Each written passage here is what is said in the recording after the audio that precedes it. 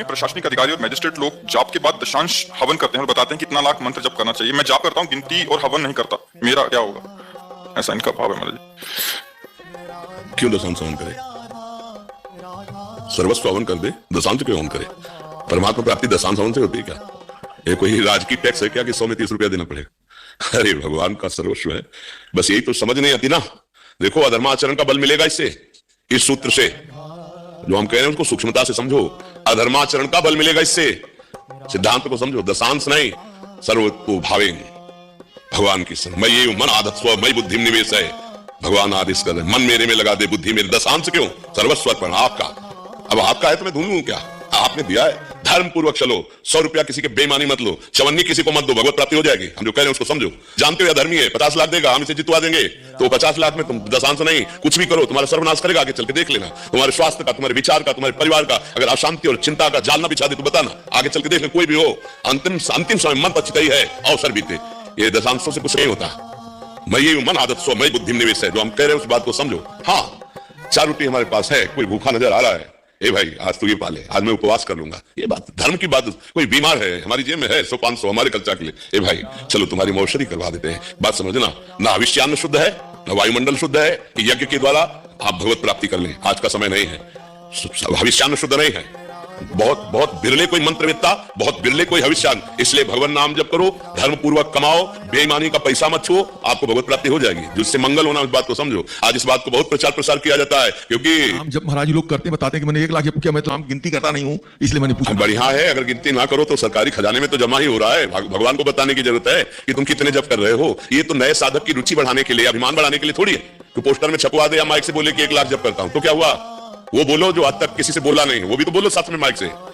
कृष्ण पक्ष का भी बोलो, शुक्ल पक्ष का तो बोल दिया कि 1 लाख नाम जप करते हो, कृष्ण पक्ष का भी बोलो ना, है ना? नहीं बोल पाएंगे ना। हाँ, तो हम जो कह रहे हैं उसको समझिए। आप भागवतिक मार्ग को पकड़िए। हम राधा राधा एक श्वास में बोल रहे हैं, हर नाम हमारा भागवतिक बैंक में जमा हो रहा है। और बोलने का अधिकार हमें तब है जब शुक्ल पक्ष जीवन में हो।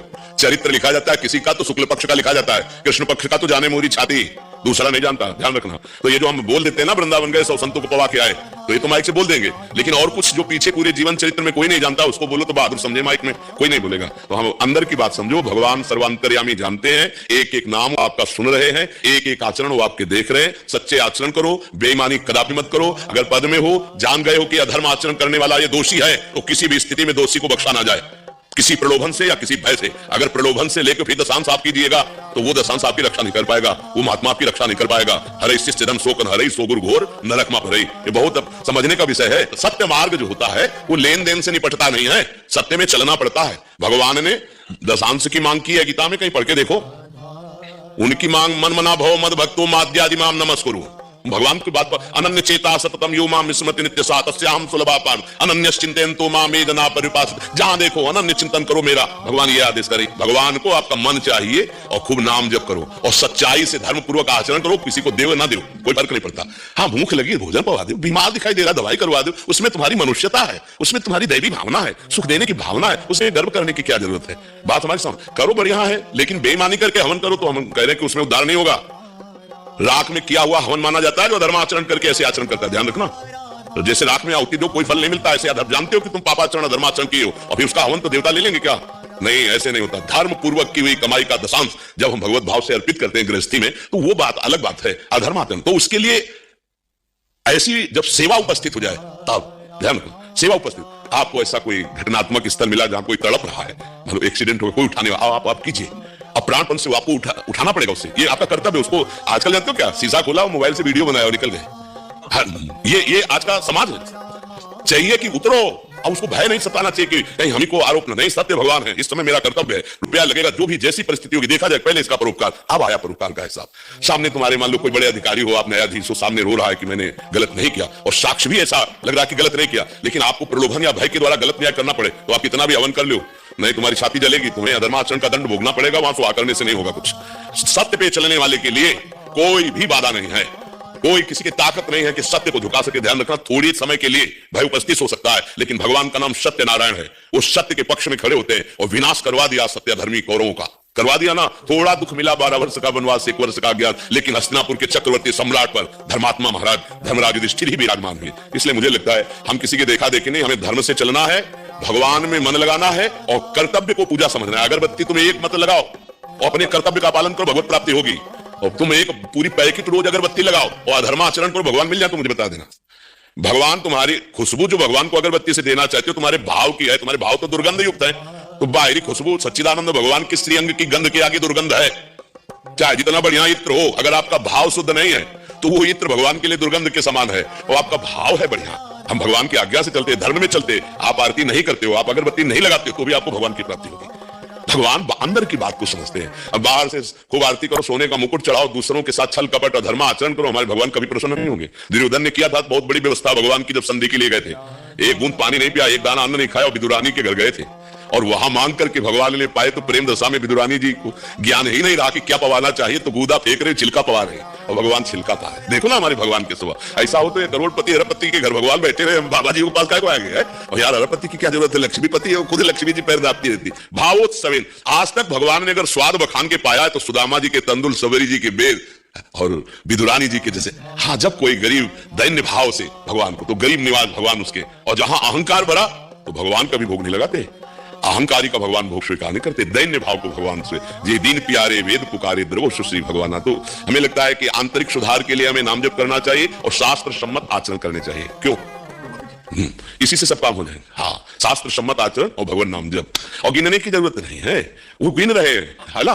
देखो, अगर गिनने से भगवान मिल जाए तो हमें बता देना। हाँ, इस उदाहरण से समझिए, ये हम कई बार सुनाया है कि एक बार नारद जी निकले तो एक जंगल में एक बरगद के पेड़ के नीचे एक महात्मा भजन करते थे, पीपल के नीचे। तो बरगद के पेड़ वाले ने प्रार्थना की कि हरि से मिलते रहते हो, पूछना मुझे कब दर्शन देंगे। बोले अब जब लौटेंगे तो जरूर बताएंगे। पीपल वाले ने भी प्रार्थना की कि मुझे गरीब की भी बात भगवान के कार में डाल देना कि कब दर्शन देंगे। कुछ समय बाद नारद जी लौटे तो दोनों महात्मा दौड़ के प्रणाम किया और कहा भगवान ने क्या कहा। तो बरगद के पेड़ के नीचे जो भजन कर रहे थे उनसे कहा तुम्हें भगवान किसी जन्म में मिलेंगे, ऐसा भगवान ने कहा है। वो तो गए भजन करने, बहुत प्रसन्न किसी जन्म। पीपल वाले से कहा भगवान ने कहा जितने पत्ते हैं तुम्हारे पीपल के पेड़ में इतने जन्म लगेंगे तब हम उसको दर्शन देंगे। वो नाच पड़े, भगवान हमें जान रहे हैं ना कि मैं भजन कर रहा हूं। हाँ जान रहे हैं, बस ऐसा रोना आया, ऐसी विकलता, हा हरि आप मुझे जान रहे हो कि मैं भजन कर रहा हूं आपका, हा प्राणनाथ। उसी समय भगवान प्रकट हो गए, उसी समय। देवर्षि नारद जी ने कहा हमको तो झूठा साबित कर दिया, आप तो कह रहे थे जितने पीपल के पत्ते हैं उतने जन्म भजन करेगा तब मिलेंगे। तो बोले जो भाव आना चाहिए था वो भाव उसका अभी आ गया, आर्त भाव, इसीलिए मैं मिल गया। आर्त भाव होकर पुकारे मैं एक क्षण में मिल जाता हूं। गणना में भगवान नहीं मिलते, आर्त भाव से मैं नाम जप कर रहा हूं, मानो अपने प्रभु को पुकार रहा हूं, राम राम राम राम, राधा राधा राधा, कृष्ण कृष्ण कृष्ण, श्यामा श्याम श्यामा श्याम, मानो मैं पुकार रहा हूं। हमारे भगवान आर्त भाव की पुकार सुनते हैं। एक बार जिन नाम ली शर्त है, हित सो हुए अति दीन, ताको संग न छाड़े ध्रुव अपनो कर ले। एक बार कोई प्रेम से रोता हुआ दैन्य होकर पुकार दे तो भगवान उसी क्षण उसका साथ स्वीकार कर लेते हैं। अब हमारे चित्त में कुछ और चल रहा है, प्रपंच की बातें चल रही, माला में गणना चल रही, तो हमें लगता है कि भाव के बिना तो भगवान सुनते नहीं है। तो चलता रहे, 1,00,000 2,00,000 4,00,000 बढ़ता रहे, जब भाव आएगा वो एक आर्त पुकार होगी, उसी क्षण भाव आए। और आर्त पुकार होती जब करने लायक नहीं रहता। ध्यान रखना, द्रौपदी जी खूब महान भक्ता है। पहला भरोसा पांडवों का, दूसरा भरोसा सभा का, तीसरा भरोसा भुजा का, चौथा भरोसा दांत का। और जब कोई भरोसा नहीं रहा तब आया गोविंद का भरोसा, उसी क्षण गोविंद आ गए। उसी क्षण आ गए जब दांत का भी भरोसा छोड़ के पुकारा तो बाजू से वस्त्र नहीं हटा। यहीं से चीर अवतार भगवान का हो गया। गजेंद्र को अपने बल का भरोसा, अपनी हाथी हाथिनियों के समुदाय का भरोसा, जब 1000 वर्ष व्यतीत हो गए, सब छोड़ छाड़ के चले गए, वो भी हार गया। आप लगा कि आप झटके में गया, हे हरि आ गए हरि। जब तक कोई भरोसा है, चाहे अपना या पराया, तब तक वो पुकार नहीं होती। और जब हार करके कोई पुकार देता है तो भगवान एक क्षण नहीं लगाते, उसी क्षण उसको साक्षात्कार देते। तो हमको पुकारना है। भजन का मतलब, नाम जप का मतलब क्या है? संख्या नहीं, पुकारना। हम पुकार रहे हैं राधा राधा राधा, उठते बैठते चलते फिरते और धर्म पूर्वक आचरण करें, निश्चित भगवत प्राप्ति होगी, इसमें संशय नहीं करना चाहिए।